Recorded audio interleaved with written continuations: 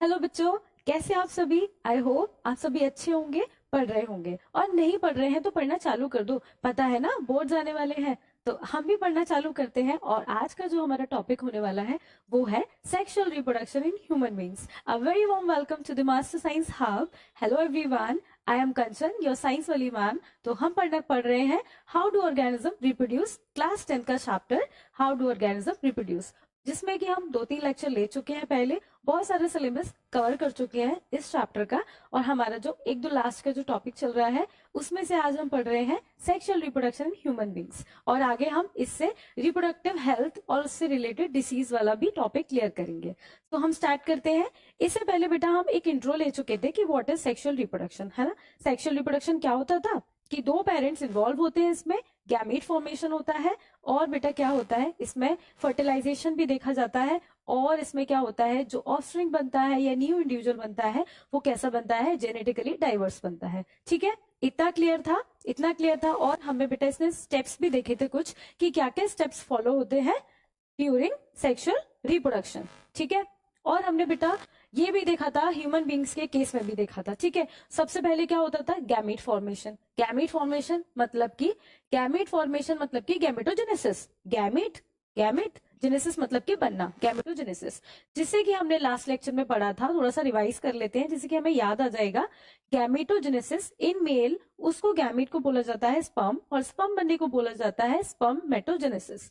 ऐसे ही फीमेल्स में जो गैमेट होती है उसको एग या ओवम बोला जाता है, और एग या ओवम बनने को बोला जाता है oogenesis। क्या बोलते हैं बेटा, oogenesis। तो सबसे पहले क्या होगा बेटा, गैमेटोजेनेसिस होगी, गैमेट फॉर्मेशन होगा, गैमेट बनेगा। ठीक है, अभी पहले आप स्टेप्स देखो, फिर उसके बाद हम आगे बात करते हैं कि ये कैसे बनते हैं और कहाँ बनते हैं। फिर बेटा गैमीट ट्रांसफर किए जाएंगे, कहाँ ट्रांसफर किए जाएंगे। अच्छा, लास्ट लेक्चर जो था हमारा प्लांट वाला था, हमने जिसमें देखा था सेक्सुअल रिप्रोडक्शन प्लांट में कैसे होता था, है ना। तो जैसे पॉलन ग्रेन्स जाते थे एग के पास, वैसे ही बेटा ह्यूमन बींग्स के केस में भी क्या होता है कि मेल गैमीट ट्रांसफर की जाती है, रिलीज की जाती है कहाँ पे, फीमेल गैमीट के पास। और बेटा वहां होता है फर्टिलाइजेशन। क्या होता है, वहां पे होता है फर्टिलाइजेशन। और फर्टिलाइजेशन के बाद होता है जाइगोट का डेवलपमेंट। जाइगोट बनाता है एम्ब्रियो, और एम्ब्रियो बनाता है फीटस, और फीटस बनने के बाद after 9 month in case of human beings, और आज हम पढ़ रहे हैं ह्यूमन बींग्स का केस ही। तो इसमें बेटा पूरे एम्ब्रियो को, पूरे जाइगोट को, पूरे फीटस को डेवलप होने में 9 मंथ्स लगते हैं। उसके बाद उसको डिलीवर कर दिया जाता है, उसके बाद उसको डिलीवर कर दिया जाता है, और बेटा नई इंडिविजुअल मिल जाता है हमको। और हम कर ही क्या रहे हैं, सेक्सुअल रिप्रोडक्शन, जिससे कि बेटा नया इंडिविजुअल बनकर तैयार होगा एट द एंड। ओके, फिर बेटा उसके लास्ट में क्या होता है, growth and development of embryo in the whole organisms. ठीक है, अच्छा, जैसे कि हम लाइफ प्रोसेस में पढ़ते थे कि हर काम के लिए एक सिस्टम था, है ना। एक्सक्रीटरी सिस्टम था, सर्कुलेटरी सिस्टम था, नर्वस सिस्टम था। तो ऐसे हर काम के लिए एक सिस्टम बना है, एक डिपार्टमेंट बना है, जहां पे वो फंक्शंस परफॉर्म होते हैं, जहां पे वो काम उस वहां पे वो जो ऑर्गन्स है वो मिलकर वो काम परफॉर्म करते हैं, है ना, वो फंक्शन परफॉर्म करते हैं। ऐसे ही बेटा रिप्रोडक्शन करने के लिए भी एक रिप्रोडक्शन सिस्टम बनाया गया है, मेल्स में अलग और फीमेल्स में अलग, जो कि रिप्रोडक्शन कराने में हेल्प करते हैं। अच्छा, कोई भी सिस्टम किससे मिलकर बना होता है, ह्यूमन बींग्स में ऑर्गन से मिलकर बना होता है। तो यहाँ पे भी बेटा कुछ ऑर्गन्स हैं जो हेल्प करते हैं रिप्रोडक्शन कराने में, रिप्रोडक्शन की के लिए हेल्पफुल होते हैं, है ना। तो कुछ ऑर्गन्स होंगे जो कि बेटा गैमीट बनाएंगे, जो कुछ ऑर्गन्स होंगे जो गैमीट को ले जाने में मदद करेंगे, कुछ ऑर्गन्स होंगे जो सीधा सीधा पार्टिसिपेट करेंगे सेक्सुअल रिप्रोडक्शन में। ठीक है, तो चलो बेटा उसको भी पढ़ लेते हैं। और उसको पढ़ने से पहले एक बात ये पहले ये पढ़ते हैं, क्या ह्यूमन बींग्स में सबको, सब किसी भी एज में रिप्रोड्यूस कर सकते हैं, क्या ह्यूमन बींग्स किसी भी एज में रिप्रोड्यूस कर सकते हैं, क्या एक 5 साल का छोटा बच्चा भी रिप्रोड्यूस कर सकता है, गैमीट का फॉर्मेशन कब होता है, और ह्यूमन बींग्स कब कैपेबल होते हैं रिप्रोड्यूस करने के लिए, क्या किसी भी एज में वो रिप्रोड्यूस कर सकते हैं। नो, ऐसा नहीं होता। गैमीट्स भी एक पर्टिकुलर एज में बनते हैं और रिप्रोडक्शन भी एक पर्टिकुलर एज में होता है। तो वो कौन सी एज होती है, जब बेटा आप लोगों की जो एज है वो है प्यूबर्टी। तो at the time of puberty, puberty एक ऐसी एज होती है जहां पर आपको बहुत सारे फिजिकल चेंज, बहुत सारे मेंटल चेंज, बहुत सारे इमोशनल चेंज देखने को मिलते हैं। इन केस ऑफ मेल वो कौन से चेंज होते हैं बेटा, facial hair growth, facial hair growth,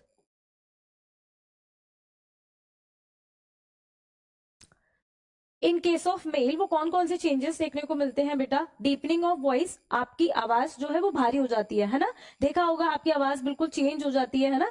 change हो जाती है, बहुत भारी हो जाती है, डीप हो जाती है। Increase of lean muscle mass, और बेटा लीन मसल्स मास क्या है, वो इंक्रीज होने लगता है। फेशियल हेयर ग्रोथ, मुंह पे दाढ़ी मूछे आने लगती है, थिक थिक बाल आने लगते हैं, है ना? और बेटा जो आपके प्यूबिक वाला एरिया होता है, जो जेनाइटल वाला एरिया होता है, वहां भी उसके सराउंड भी क्या हेयर ग्रोथ देखने को मिलती है ना? और बेटा अंडर आर्म्स में भी हेयर ग्रोथ देखने को मिलती है। इलार्जमेंट ऑफ जेनाइटल्स, आपके जो जेनाइटल्स है उनका भी साइज इंक्रीज होता है, जैसे कि पेनिस का साइज इंक्रीज होता है। और फर्स्ट इजैकुलेशन भी होता है ड्यूरिंग प्यूबर्टी। और इन केस ऑफ फीमेल्स देखा जाए तो बेटा इसमें भी क्या होता है, ब्रेस्ट डेवलपमेंट होता है, अंडर आर्म्स में हेयर ग्रोथ देखी जाती है, प्यूबिक रीजन में भी हेयर ग्रोथ देखी जाती है। और बेटा इंक्रीज इन फैट मास भी देखा जाता है। फैट जो थाइज वाला एरिया होता है और हिप वाला एरिया होता है, वहां पर बेटा फैट डिपोजिशन स्टार्ट हो जाता है। तो ये सारे चेंजेस देखे जाते हैं ड्यूरिंग प्यूबर्टी। और बेटा इसी टाइम गैमेट फॉर्मेशन भी स्टार्ट होता है इन मेल्स और इन फीमेल्स दोनों में। ठीक है, कैसे ये देखते हैं। ठीक है, अच्छा उसको स्टार्ट करने से पहले इसमें कुछ इमोशनल चेंजेस भी देखे जाते हैं। कैसे इमोशनल चेंज? आपके मूड स्विंग्स होते हैं, है ना? मूड स्विंग्स का मतलब आपको चिड़चिड़ाहट आती है बहुत ज्यादा, है ना?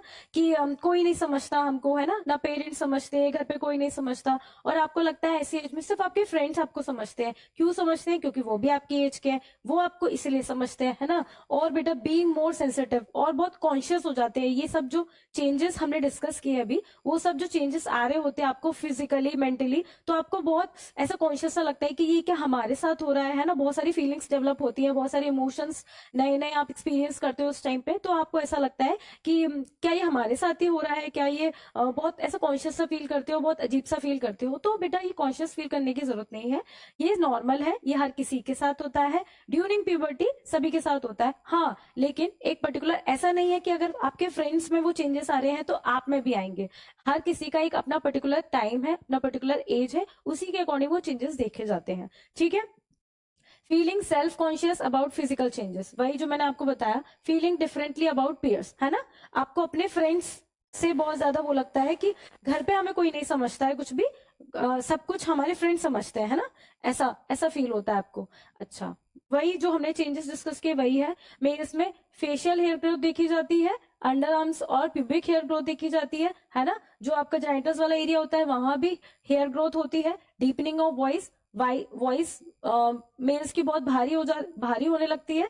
Increase in lean muscle mass, enlargement of genitals specially penis size, sperm production भी स्टार्ट हो जाता है और ग्रोथ स्पर्ट भी हो जाता है। ठीक है, फीमेल्स में क्या होता है बेटा, ब्रेस्ट डेवलपमेंट स्टार्ट हो जाता है, अंडर आर्म्स और pubic hair growth development start हो जाता है। Increase in fat mass around the area of hips and thighs. Menstruation cycle start हो जाती है, फर्स्ट पीरियड आता है, उनको मिनार के बोला जाता है, ये हम डिस्कस करेंगे एट द एंड। उनको बेटा इस एज में मेंस्ट्रुएशन स्टार्ट होता है और फर्स्ट पीरियड आता है, फर्स्ट पीरियड का नाम होता है मिनार के।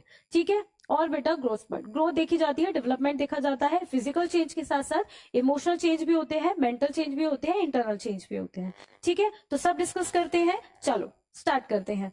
अच्छा, हम कह रहे थे कि ये सब परफॉर्म करने के लिए सिस्टम होता है। कौन सा सिस्टम होता है? मेल्स में होता है मेल रिप्रोडक्टिव सिस्टम और फीमेल्स में होता है female reproductive system.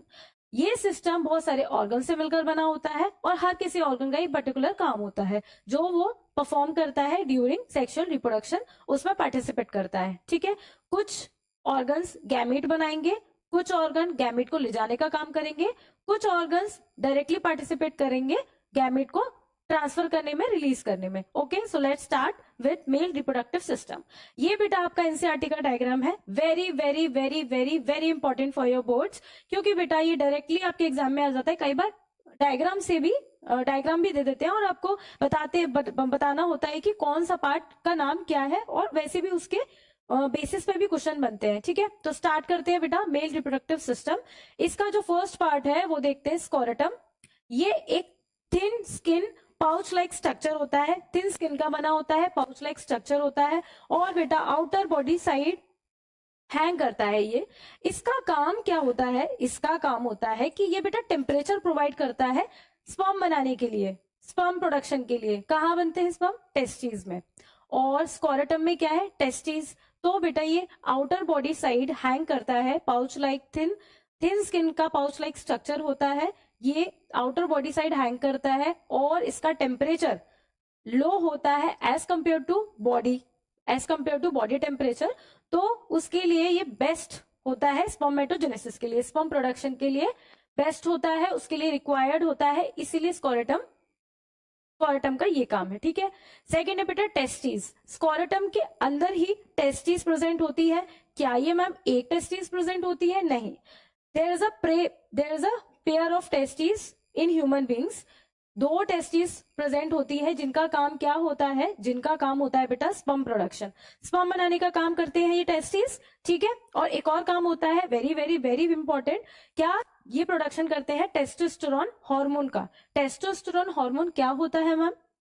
Testosterone hormone होता है बेटा, जो भी बेटा हमने मेल्स में अभी डिस्कस किए ना सारे चेंजेस, कि उनका दाढ़ी मूंछ का आना है ना, हेयर ग्रोथ का, मसल्स फैट का आना, डीपनिंग वॉइस का होना है ना, ये सारे चेंजेस, स्पर्म का प्रोडक्शन होना, ये सारे चेंजेस कौन करवा रहा है? टेस्टोस्टेरोन हार्मोन करवा रहा है, जो कि बेटा कौन प्रोड्यूस कर रहा है? टेस्टिस प्रोड्यूस कर रही है टेस्टोस्टेरोन नामक हार्मोन को। ठीक है, समझे? वास्ट डिफरेंस क्या होता है? वास्ट डिफरेंस बेटा कैरी करता है स्पर्म को टुवर्ड्स यूरिथ्रा। देखो कहाँ है वास्ट डिफरेंस, ये बेटा आपको जो ट्यूब दिख रहा है ना, ये ट्यूब दिख रहा है, ये ट्यूब, ये क्या है? ये है वास्ट डिफरेंस। ये ट्यूब क्या है? Vast difference. और ये बेटा इसको स्पर्म को कहाँ ले जा रही है? During towards urethra, towards urethra. ये कहाँ ले जा रही है? Towards urethra. किसको? स्पर्म को ले जा रही है। ठीक है, कैरी कर रही है। अच्छा, नेक्स्ट क्या है बेटा? नेक्स्ट है सेमिनल वेसिकल। सेमिनल वेसिकल का काम क्या है? अच्छा, आप ये समझो कि इसके तीन फ्रेंड्स हैं। तीन कौन कौन से फ्रेंड्स हैं? एक फ्रेंड है सेमिनल वेसिकल, एक है बेटा प्रोस्टेट ग्लैंड, और एक है कार्पस ग्लैंड, या इसको बल्बो यूरिथनल ग्लैंड भी बोला जाता है। यहाँ पे मेंशन नहीं किया गया है आपकी एनसीईआरटी में, बट अगर कुछ जान लेंगे तो कुछ घट नहीं रहा है।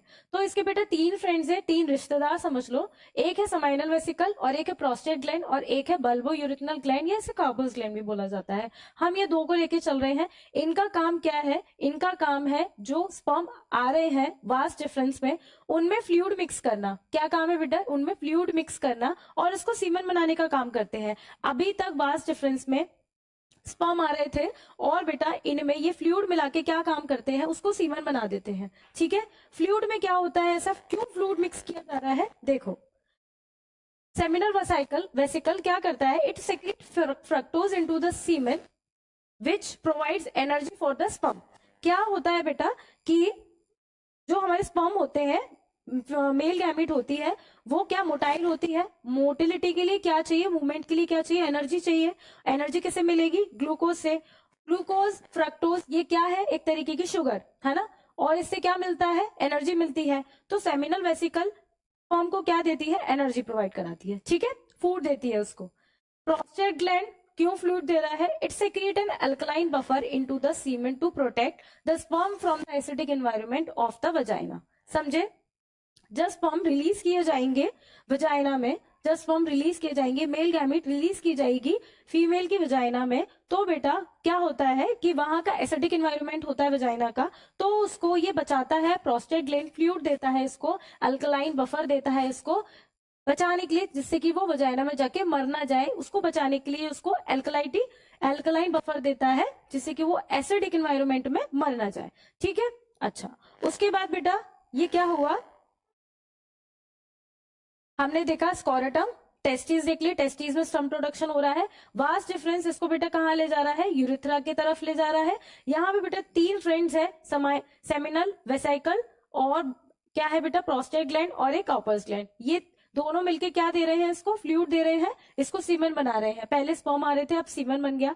अब बेटा ये कहाँ जाएंगे? यूरिथ्रा की तरफ। ये यूरिनरी ब्लैडर है, यहाँ पे यूरिन स्टोर होती है, यूरिन भी यहाँ से जा रही है। तो ये बेटा कॉमन पैसेज हो गया क्या? यूरिथ्रा कॉमन पैसेज हो गया। ये सीमेन भी ले जा रहा है और यूरिन भी ले जा रहा है। ठीक है, it is a common passage for semen and urine. ठीक है, यूरिथ्रा क्या है बेटा? ये यूरिन भी रिलीज करेगा और स्पर्म भी रिलीज करेगा। ठीक है, पेनिस क्या है बेटा? It is a copulatory organ जिसमें बेटा क्या है, जो कि बेटा क्या डायरेक्टली पार्टिसिपेट करेगा किसमें, कॉपुलेशन में, सेक्सुअल इंटरकोर्स में। ठीक है, देखते हैं आगे। तो ये क्या है, मेल रिप्रोडक्टिव सिस्टम, जिसमें कि क्या था, सबसे पहले हमने पढ़ा स्कोरेटम पढ़ा, सबसे पहले हमने क्या पढ़ा, एक बार फिर से देख लेते हैं हमने क्या क्या पढ़ा। सबसे पहले देखा हमने बेटा क्या पढ़ा, स्कोरेटम है, ठीक है, थिन स्किन का बना पाउच लाइक स्ट्रक्चर, जिसमें कि बेटा क्या है, टेस्टिस प्रेजेंट है, pair of testis in case of human beings. ठीक है, पेयर ऑफ टेस्टिस, जिसमें कि बेटा क्या बन रहे हैं, स्पर्म बन रहे हैं। उनको ले जाने का कौन काम कर रहा है, वास डिफरेंस ले जा रहा है इसको, स्पर्म को कहाँ पे, यूरेथ्रा की तरफ। वहां पे मिलते हैं इसको तीन फ्रेंड्स, तीन ग्लैंड्स, एक तो सेमिनल वेसिकल और एक प्रोस्टेट ग्लैंड और एक काउपर्स ग्लैंड, जो कि एनसीईआरटी में नहीं लेबल किया गया है, बट कोई बात नहीं। ये दोनों मिलके इसको क्या बनाते हैं, सीमन बनाते हैं, फ्लूइड देते हैं। फ्रक्टोज एरी है, सेमाइनल वेसिकल फ्रक्टोज दे रहा है, और ये प्रोस्टेट ग्लैंड इसको अल्कलाइन बना रहा है। क्यों बेटा, क्योंकि जब ये विजाइनल में रिलीज किए जाएंगे, वहां का एसिडिक एनवायरनमेंट इनको मार ना दे, इसलिए इसको अल्कलाइन बना रहा है। ठीक है, अब बेटा ये यूरेथ्रा की तरफ जा रहे हैं, यहां से यूरिन भी आ रही है, तो ये कॉमन पैसेज कौन फॉलो कर रहा है, यूरेथ्रा। यहीं से बेटा क्या सीमेन भी रिलीज किया जाता है, यहीं से यूरिन भी रिलीज की जाती है, कहां से बेटा, पेनिस के थ्रू। ठीक है, पेनिस के थ्रू। तो इतना क्लियर है बेटा, ये है male reproductive system, male reproductive system. ठीक है, अब पढ़ते हैं बेटा हम female reproductive system. Female reproductive system में भी जैसे हमारी दो टेस्टिस थी जो कि स्पर्म को प्रोडक्शन कर रही थी, वैसे ही बेटा फीमेल्स में भी दो ओवरीज होती हैं, दो ओवरीज होती हैं, वन, ये टू ओवरी। ठीक है, दो ओवरीज होती हैं जो एग का प्रोडक्शन करती है। अच्छा, एक इंपॉर्टेंट बात, स्पर्म का प्रोडक्शन बेटा 1000 लैक्स मिलियंस में होता है, बट बेटा एग का प्रोडक्शन एक मंथ में एक ही एग प्रोड्यूस होता है।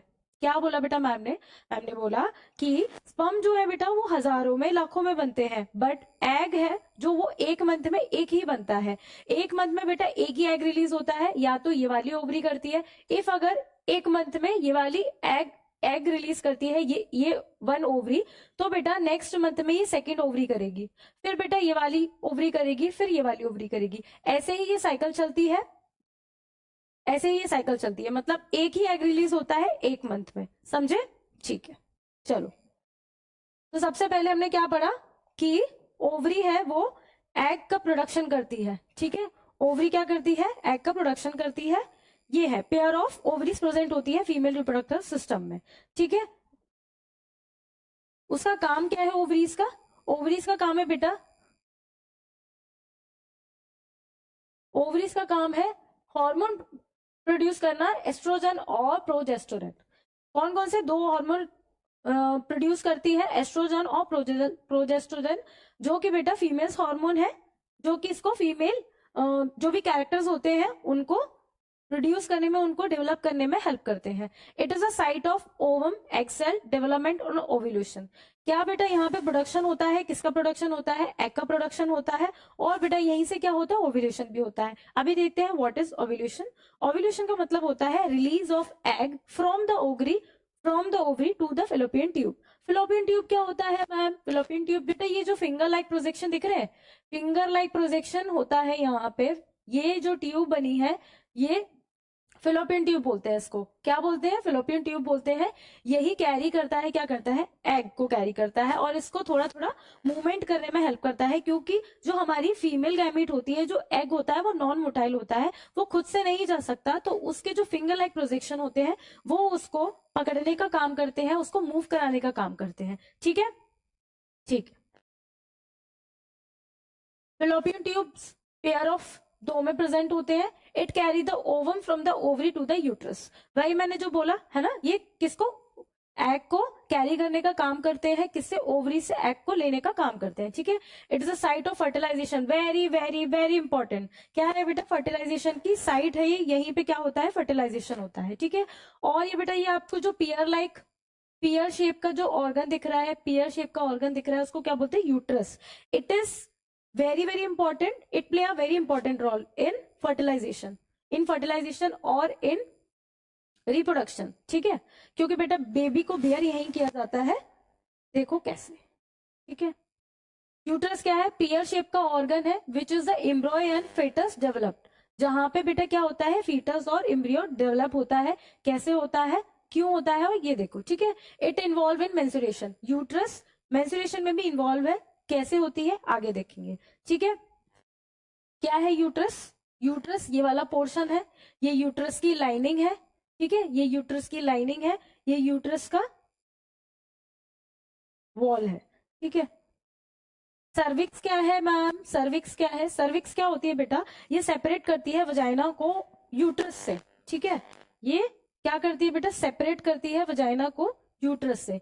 ये जो आपको दिख रहा होगा ना, ये छोटी सी ओपनिंग, ये जो छोटी सी ओपनिंग है, इसी को क्या बोलते हैं? सर्विक्स। ये वजाइना को यूट्रस को सेपरेट करती है। और बेटा जब ड्यूरिंग प्रेगनेंसी बेबी को जो होल्ड करने का काम होता है, जो फीटस को होल्ड करने का काम होता है, वो भी सर्विक्स करती है। और जब आफ्टर 9 मंथ डिलीवरी होती है बेबी की, तो बेटा डायलेट्स करने का काम भी यही करता है। सर्विक्स डायलेट होती है, मतलब ये चौड़ी हो जाती है ड्यूरिंग बर्थ, और बेटा फीटस को, बेबी को बाहर आने में हेल्प करती है, ठीक है। Next vagina. वजाइना क्या है बेटा? वो ऑर्गन है, वो रीजन है जहां पे स्पर्म रिलीज किए जाते हैं, ठीक है। और बेटा यहीं से मेंस्ट्रुअल फ्लो भी होता है, यहीं से बेटा बर्थ भी होता है बेबी का, इसलिए इसे बर्थ कैनाल भी बोला जाता है। तीन तीन मेन फंक्शन परफॉर्म कर रही है वजाइना। क्या बेटा? It is a common passage, और it is a passage way for sperm. यहाँ पे स्पर्म रिलीज किए जाते हैं, फिर उसके बाद बेटा वो सर्विक्स से, यूट्रस से फेलोपियन ट्यूब में पहुंचते हैं, जहां पे फर्टिलाइजेशन होती है। अभी देखते हैं कैसे होती है। But it is a function as a birth canal, यहीं से बेबी की डिलीवरी होती है, यहीं पे बेटा मेंस्ट्रुअल फ्लो भी होता है, ठीक है। तो हमने बेटा सबसे पहले क्या पढ़ा? हमने पढ़ा कि बेटा एग बना रही थी। कौन एग बना रही थी? फिलअप ओवरीज हमारी एग बना रही थी, ओवरीज हमारी एग बना रही थी, ठीक है। इन्होंने एग रिलीज कर दिया। एग रिलीज करने को क्या बोलते हैं? ओव्यूलेशन, ठीक है। हम टर्म भी याद करते जाएंगे। ओव्यूलेशन क्या होता है? Releasing of ovum egg cell from ovary into the fallopian tube, ठीक है। इन्होंने क्या कर दिया?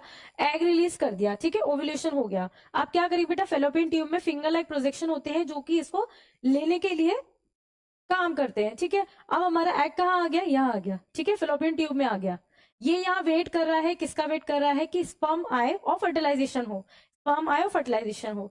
अच्छा, मेल गैमीट कहाँ रिलीज किए जाते हैं? स्पर्म कहाँ रिलीज किए जाते हैं? वजाइना में, ठीक है। तो वजाइना से बेटा स्पर्म में क्या होता है? मोटिलिटी होती है, मोटाइल कर सकते हैं, वो भाग सकते हैं, ठीक है। तो बेटा इमेजिन करो कि यहाँ पे कुछ स्पर्म पड़े हुए हैं, और बेटा ये मूव होके कहाँ जा रहे हैं? ये मूव होके जा रहे हैं बेटा, ये मूव होके जा रहे हैं फेलोपियन ट्यूब में। और बेटा ये यहाँ पहुंच गया, ये यहाँ पहुंच गया स्पर्म, मेल गैमीट और फीमेल गैमीट। ये हमारा एग फ्लोपियन ट्यूब में है, वेट कर रहा है फीमेल मेल गैमीट का, स्पर्म का। और बेटा स्पर्म भागता हुआ, जो कि वजाइना में रिलीज हुआ, तो वो भागता हुआ, क्योंकि उसके पास पावर है, एनर्जी है, मोटिलिटी है, मूवमेंट कर सकता है, वो बेटा यहाँ से भागते हुए कहाँ आएगा? फिलोपियन ट्यूब में। उसको भी फर्टिलाइजेशन करना है क्योंकि, ठीक है। तो बेटा ये फर्टिलाइजेशन करके क्या बनाएंगे? फ्यूजन होगा यहाँ पे मेल और फीमेल गैमेट का। It is a site of fertilisation, fallopian tube में होगा। क्या बनाएंगे बेटा? ये जाइगोट बनाएंगे। एक सेल बनाएंगे, दो सेल फ्यूज होंगे तो एक सेल बनाएंगे, उसको बोलेंगे जाइगोट। जाइगोट बोलेंगे, जाइगोट बोलेंगे। एक सेल स्ट्रक्चर, ठीक है। Female gamete male gamete fuse होके क्या बना रही है? जाइगोट बना रही है। जाइगोट, अच्छा एक सेल स्ट्रक्चर है, मैम इसको जाइगोट क्यों बोलते हैं? एक सेल स्ट्रक्चर भी तो बोल सकते हैं, है ना। जाइगोट ही क्यों बोला जाता है इसको? बेटा जाइगोट बहुत स्पेशल टाइप ऑफ सेल है ना। इसके पास कैपेसिटी होती है, कैपेबिलिटी होती है नया इंडिविजुअल बनाने की, ठीक है। इसी में बहुत बार डिवीजन होगा, मल्टीपल टाइम्स, और बेटा ऑर्गन्स बनेंगे, ऑर्गन सिस्टम बनेंगे, नया पूरा बेबी बन जाएगा, ठीक है, पूरा इंडिविजुअल बन जाएगा। इसमें पहले बेटा डिवीजन होगा तो 2 सेल बनेंगे, 2 सेल बनेंगे, फिर 4 सेल बनेंगे, फिर 8 सेल बनेंगे, फिर 16 सेल बनेंगे। देन बेटा पूरा एक क्लस्टर ऑफ सेल बन जाएगा, जिसको कि हम एम्ब्रियो बोलते हैं। क्या बोलते हैं? एम्ब्रियो बोलते हैं। क्लस्टर ऑफ सेल बन जाएगा, ठीक है। उसके बाद क्या होगा बेटा? जब क्लस्टर ऑफ सेल बन जाएगा, जब एम्ब्रियो बन जाएगा, तो बेटा ये जैसे जैसे बड़ा होगा, जैसे जैसे इसमें डिवीजन होगा, जैसे जैसे इसमें डिवीजन होगा, जैसे जैसे ये बड़ा होगा, वैसे वैसे क्या होता जाएगा? वैसे वैसे ये मूव करता जाएगा धीरे धीरे। और बेटा ये यूट्रस की जो वॉल है, यूट्रस की जो वॉल है, वहां पे आके क्या हो जाएगा? यूट्रस की वॉल में आकर क्या हो जाएगा? चिपक जाएगा, अटैच हो जाएगा। क्या हो जाएगा बेटा? अटैच हो जाएगा। ये यूट्रस की वॉल है, और बेटा ये क्या है? ये हमारा क्या है, ये यूट्रस की वॉल है, और यहाँ पे आके जो हमारा डेवलपिंग एम्ब्रियो था, है ना, क्लस्टर ऑफ सेल्स था, मास ऑफ सेल था, वो यहाँ पे आके अटैच हो जाएगा। क्यों अटैच हो रहा है भाई, क्यों अटैच हो रहा है, क्या चाहिए इसको, क्यों अटैच हो रहा है? देखो, आफ्टर ओव्यूलेशन, जैसे ही ओव्यूलेशन होता है वैसे ही यूट्रस की वॉल को पता लग जाता है कि भाई ओव्यूलेशन हो गया है। अब फर्टिलाइजेशन होगा, फर्टिलाइजेशन के बाद एम्ब्रियो बनेगा, एम्ब्रियो को हमको संभालना है, हमको उसको नरिशमेंट करना है, हमको उसको न्यूट्रिशन देना है, उसको ग्रो कराना है, ठीक है। तो बेटा उसकी लाइनिंग जो है थिक होने लगती है। लाइनिंग थिक होने का मतलब है कि उसमें ब्लड, जो वेजल्स है उसमें ब्लड भर जाता है, उसकी जो लाइनिंग है वो थिक होने लगती है, मोटी हो जाती है ना, क्योंकि उनको पता है कि जो फर्टिलाइजेशन होगा, फर्टिलाइजेशन के बाद एम्ब्रियो डेवलप होने के लिए और आगे डेवलप होने के लिए हमारे पास आएगा, हम वेट कर रहे हैं उसका, इसलिए वो तैयारी शुरू कर देते हैं, है ना। उसकी लाइनिंग जो है यूट्रस की वो थिक होने लगती है, इसलिए यहाँ पे आगे बेटा अटैचमेंट होता है उसका। किस लिए अटैचमेंट होता है? फॉर नरिशमेंट, फॉर डेवलपमेंट, ठीक है। यहाँ पे बेटा अटैचमेंट होता है, जिस अटैचमेंट को बोला जाता है इम्प्लांटेशन। क्या बोला जाता है? इम्प्लांटेशन। इम्प्लांटेशन का मतलब होता है attachment of developing embryo to the wall of uterus. उस वॉल का, उस लाइनिंग को स्पेशली बोला जाता है एंडोमेट्रियम। उस वॉल का नाम क्या है जिस लाइन से ये अटैच होती है, उस वॉल का नाम क्या है? एंडोमेट्रियम। तो ये क्या है? इसका नाम होता है इम्प्लांटेशन। अब बेटा यहाँ पे ये धीरे धीरे धीरे धीरे ग्रो करता है, एम्ब्रियो से फीटस बनता है। फीटस वो स्टेज होती है, यहाँ पर आप आइडेंटिफाई कर सकते हो कि बेटा कुछ कुछ आपको फिंगर्स दिखने लगेंगे, आर्म्स दिखने लगेंगे, फेस दिखने लगेगा, थोड़ा थोड़ा सा कुछ कुछ ऑर्गन्स दिखने लगेंगे, उस स्टेज को बोला जाता है फीटस। तो बेटा फीटस बनने लगेगा, धीरे धीरे डेवलप होगा। इसे डेवलप होने में 9 मंथ लगते हैं, और 9 मंथ के बाद बेटा इसको डिलीवर कर दिया जाता है, बेबी बोला जाता है। फिर तो बेबी बन जाता है, ऐसे इंडिविजुअल बन जाता है। किससे बेटा? ये हुआ है सेक्सुअल रिप्रोडक्शन से। 2 गैमेट का इस्तेमाल हुआ है इसमें, 2 गैमेट का इन्वॉल्वमेंट हुआ है, 2 पेरेंट्स का इन्वॉल्वमेंट हुआ है, इसलिए इसे बोला जाता है सेक्सुअल रिप्रोडक्शन, ठीक है। चलो एक बार और समझ लेते हैं कि कहानी कहां से शुरू हुई थी। कहानी शुरू हुई थी बेटा, ओवरीज बना रही थी एग। क्या बना रही थी बेटा? ओवरीज बना रही थी एग। एग बना रही थी ओवरीज, ठीक है। एग कहाँ गया था बेटा? एग गया था फेलोपियन ट्यूब के पास। क्या बोला था उसे? ओव्यूलेशन, ठीक है। फेलोपियन ट्यूब के पास गया था एग भाई, है ना। मैं तो भाई फेलोपियन ट्यूब के पास आया था। अब यहाँ पे ये बैठ के इंतजार कर रहा है। क्या इंतजार कर रहा है? कि भाई स्पर्म आए और फर्टिलाइजेशन हो और जाइगोट बने। और वहां पे बेटा जो यूट्रस की लाइनिंग है, जो यूट्रस की वॉल है, वो अलग तैयारी कर रही है कि भाई जैसी फर्टिलाइजेशन होगा, जैसे ही ओव्यूलेशन हुआ, वैसे इनकी लाइनिंग थिक होने लगती है ना, इनमें ब्लड आने लगता है। ब्लड में क्या है बेटा? ग्लूकोज है, फूड है ना। तो वो डेवलपिंग जो एम्ब्रियो होगा उसको देंगे नरिशमेंट के लिए, न्यूट्रिशन के लिए, इसलिए, ठीक है। इसलिए वो रेडी होने लगते हैं, उसको तैयारी करने लगते हैं। तो बेटा क्या होता है, अगर यहाँ पर स्पर्म रिलीज किए गए हैं वजाइना में, अगर यहाँ पे बेटा इमेजिन करो यहाँ स्पर्म है, यहाँ स्पर्म है, ये बेटा ये मोटाइल है, ये मूव कर सकते हैं। तो बेटा ये मूव करते हुए कहाँ जाएंगे? फिलोपियन ट्यूब में। और फिलोपियन ट्यूब में एग तो वेट ही कर रहा था फर्टिलाइजेशन के लिए। ये बेटा गया वहां पे, और यहाँ पे बेटा हुई क्या? फर्टिलाइजेशन। फर्टिलाइजेशन के बाद इन्होंने क्या बनाया? इन्होंने बनाया जाइगोट। जाइगोट बनाया, स्पेशल टाइप ऑफ सेल बनाई, जिसमें बेटा क्या होगा? अब बेटा डिवीजन स्टार्ट होगा। फर्टिलाइजेशन हुआ, फर्टिलाइजेशन के बाद जाइगोट बना। जाइगोट के बाद क्या बनेगा बेटा? जाइगोट के बाद बनेगा एम्ब्रियो, है ना। पहले जाइगोट में डिवीजन होगा, 2 सेल बनेंगे, 4 सेल बनेंगे। 4 सेल के बाद बेटा, 4 सेल के बाद 8 सेल बनेंगे, 8 सेल के बाद 16 सेल बनेंगे, 16 सेल के बाद 32 बनेंगे। तो ऐसे डिवीजन करते करते बड़ा होते होते ये धीरे धीरे कहाँ मूव करेगा बेटा? ये मूव करेगा यूट्रस की तरफ। यूट्रस की तरफ क्यों भाग रहा है भाई? क्या दिक्कत है? इसको क्या चाहिए? इसको चाहिए बेटा नरिशमेंट, इसको चाहिए न्यूट्रिशन, क्योंकि ये डेवलप हो रहा है, अब इसको खाना चाहिए, फूड चाहिए। तो बेटा यहाँ पे ये अटैच हो जाता है इसकी वॉल से, इसकी वॉल से जाके अटैच हो जाता है, इसकी वॉल से जाके अटैच हो जाता है। इस अटैचमेंट को बोला जाता है implantation. Implantation is a word, is a process, जिसमें कि बेटा डेवलपिंग एम्ब्रियो अटैच हो रहा है यूट्रस की वॉल से, एंडोमेट्रियम से, ठीक है। अब यहाँ पे बेटा ये धीरे धीरे न्यूट्रिशन लेगा और डेवलप होगा। आफ्टर 9 मंथ इसको डिलीवर कर दिया जाएगा, नया बेबी बन जाएगा, ठीक है। समझे? तो क्लियर है बेटा? समझ गए रिप्रोडक्शन? ठीक है। अच्छा, इसमें बेटा प्लासेंटा एक स्पेशल टाइप ऑफ टिश्यू होता है, जो कि बेटा इसकी हेल्प करता है, किसकी? बेबी की हेल्प करता है न्यूट्रिशन लेने में। ये है बेटा प्लासेंटा, ये अम्बिलिकल कॉर्ड से अटैच रहता है बेबी के, मदर की और बेबी की कनेक्टिव लिंक है ये, है ना, कनेक्टिव लिंक है ये प्लासेंटा। ये बेटा इसको नरिशमेंट देने का काम करता है, स्पेशल टाइप ऑफ टिश्यू बनता है ये ड्यूरिंग प्रेगनेंसी के दौरान ही बनता है ये मदर्स के ब्लड से, ठीक है। It is the placenta. The embryo get nutrition from the mother's blood with the help of special tissue called placenta. ये क्या करता है बेटा, जो खाना होता है, जो न्यूट्रिशन होता है वो मदर्स के ब्लड से ले लेता है, और जो भी वेस्ट प्रोडक्ट्स होते हैं वो भी भेज देता है मदर्स के ब्लड में ही, वहीं से प्यूरिफिकेशन होकर इनके पास आता है फूड मटेरियल न्यूट्रिशन, और उसी से बेटा बेबी ग्रो करता है, उसी से फीटस ग्रो करता है, नॉट अ बेबी। बेबी बेटा आफ्टर बर्थ बोला जाता है, बिफोर बर्थ या फिर जब वो 9 मंथ के जेस्टेशन पीरियड में होता है। जेस्टेशन पीरियड का मतलब होता है डेवलपमेंट वाला जो पीरियड होता है, ह्यूमन बीइंग के केस में वो जेस्टेशन पीरियड कितना होता है, 9 मंथ का, ठीक है। तो जेस्टेशन पीरियड के दौरान इसको बोला जाता है फीटस आफ्टर एम्ब्रियो, ठीक है। अभी तक हमने क्या पढ़ा बेटा, अभी तक हमने पढ़ा कि जो रिप्रोडक्टिव सिस्टम से मेल का पढ़ लिया, स्ट्रक्चर्स पढ़ लिए, फंक्शंस देख लिए, फीमेल का पढ़ लिया, स्ट्रक्चर देख लिए, फंक्शन देख लिए कि कौन कौन कैसे कैसे हेल्प कर रहा है, कौन सा ऑर्गन किस में हेल्प कर रहा है, और कैसे हमारा नया इंडिविजुअल एंड एंड बन जाता है, ठीक है। अच्छा, फीमेल्स में बेटा हमने बात की थी कि एग रिलीज होता है और वो वेट करता है फर्टिलाइजेशन का, ठीक है। वहां पे यूट्रस की लाइनिंग थिक होती है, क्योंकि बेटा उसको डेवलपिंग एम्ब्रियो को इम्प्लांट कराना होता है और उसको न्यूट्रिशन देके उसको बड़ा कराना होता है। अगर वो एग है जो बना है, जो रिलीज हुआ है, वो फर्टिलाइज ना हो, वो स्पर्म तक पहुंचे ही ना, स्पर्म उसके पास तक पहुंचे ही ना, फर्टिलाइजेशन ना हो, तो क्या होगा, तो क्या होगा बेटा, तो बेटा क्या होगा कि जो हमने क्या बात की थी कि यूट्रस की लाइन थिक होने लगती है आफ्टर ओव्यूलेशन, बात की थी ना हमने।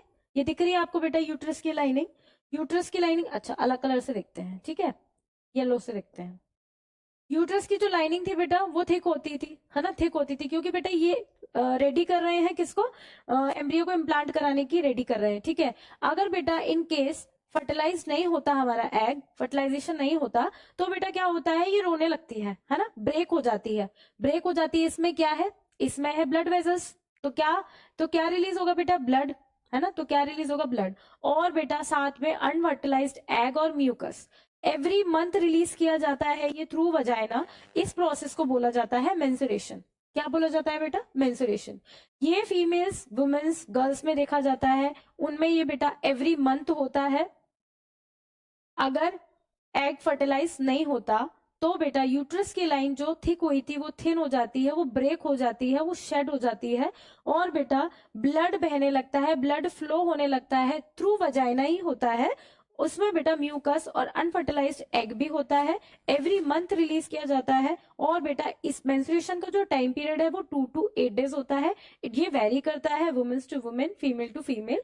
किसी का 2 to 5 डेज होता है, 2 to 7 डेज होता है, किसी का 2 डेज, किसी का 3 डेज। बट ये जो एक आइडिया है वो 2 to 8 डेज होता है, देन एवरी मंथ होता है, ठीक है। ये क्या कभी भी शुरू हो जाता है मैम, कभी भी नहीं होता बेटा। At the time of puberty हमने पढ़ा कि at the time of puberty girls में मेंस्ट्रुएशन शुरू होता है और एक पर्टिकुलर एज में आके ये बेटा पॉज हो जाता है।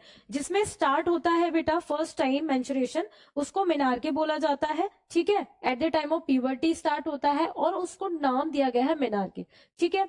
एक पर्टिकुलर एज होती है 45 से 50 एज, और किसी किसी का बेटा उससे पहले भी है, आफ्टर 40, है ना। तो बेटा stoppage of menstruation at 45 to 50 years old, उसको बोला जाता है मेनोपॉज। कोई चीज बेटा पॉज हो गई है, रुक गई है, तो उसको बोला जाता है मेनोपॉज, ऐसे आप याद कर सकते हो, ठीक है। और जो बेटा प्यूबर्टी से जो 50 मतलब 45 से एज का होता है उसे, उसमें जो फीमेल्स वुमेन्स क्या होती है बेटा, मेंस्ट्रुएशन होती है, मेंस्ट्रुएशन होता है उनमें, ये प्रोसेस होती है। और एवरी मंथ वो unfertilised egg with blood through vagina release किया जाता है, जिसको कि क्या बोला जाता है, मेंस्ट्रुएशन बोला जाता है, ठीक है। I hope this is clear, ठीक है। इसके बाद बेटा एक टॉपिक है छोटा सा, रिप्रोडक्टिव हेल्थ, जिसमें कि हम डिसीज पढ़ेंगे, सारे एसटीडीज पढ़ेंगे, ठीक है। तो उसको हम पढ़ते हैं नेक्स्ट लेक्चर में, नेक्स्ट वीडियो में, ठीक है। तो आज हमने पढ़ा है sexual reproduction in human beings, जिसमें कि हमने रिप्रोडक्टिव सिस्टम्स पढ़ लिए, उनके स्ट्रक्चर्स देख लिए, उनके फंक्शंस देख लिए, और सब कुछ हमने अच्छे से पढ़ लिया। आई होप आपको बेटा समझ में आया होगा, अच्छा लगा होगा। तो मिलते हैं बेटा नेक्स्ट लेक्चर में। अपने नेक्स्ट टॉपिक के साथ। तब तक के लिए stay tuned, follow for more. Thank you.